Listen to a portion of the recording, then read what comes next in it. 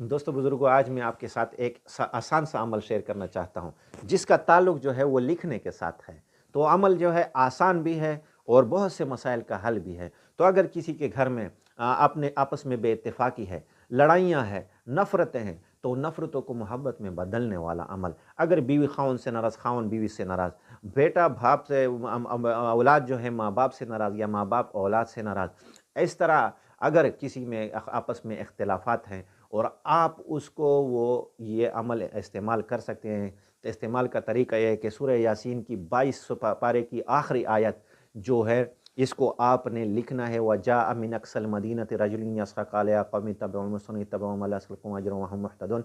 इसलिए इसको आपने लिखना है, फिर लिख के पानी में घोल कर घर वालों को पिलाना है। जो भी इसको पिएगा आपस में मोहब्बत, इत्तेफ़ाक और इत्तेहाद होगा। ये अमल इंतहाई मज़बूत है। आप